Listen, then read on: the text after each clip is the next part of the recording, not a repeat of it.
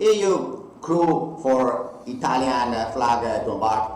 Now, with this war, many European seafarers and officers and petty officers are thinking, why should I join Asia ships if there is a war, there is a risk? And I have Italian flag ships where I don't need to speak English, and if I am from Croatia, Romania, Bulgaria, Latvia, Lithuania, Poland, Estonia, France, Germany, Spain, Portugal, all the European countries, it's 26 countries. What if I can join these huge Ro-Ro and Ro-Pax ships, 37,000 ton Ro-Ros and 55,000 ton Ro-Pax, and I can have a career if I am a young officer? Why I need from Croatia, let's say, on board LNGs now trading Emirates and Qatar, why trading to Asia? Why I need to be on board those ships, and why not I can have a career close to home? Huge 37,000 ton Ro-Ros now trading in the Atlantic, trading in the West Africa, trading in Europe, Mediterranean waters, Italian flag, Italian ship owner, family company.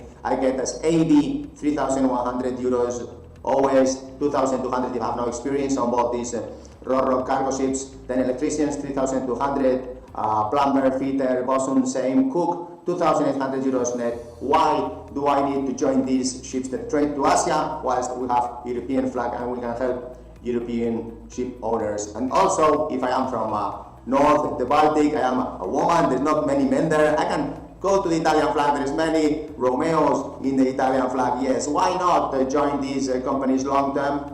Think about it, apply urgently, because we have a huge positions now. Why? Because the ASEANs, they cannot join Europe. The ASEANs flight tickets now are times 5, times 10, and it seems that this tendency is going to be long term. So why aren't we investing in our own fleets today? Thank you, bye.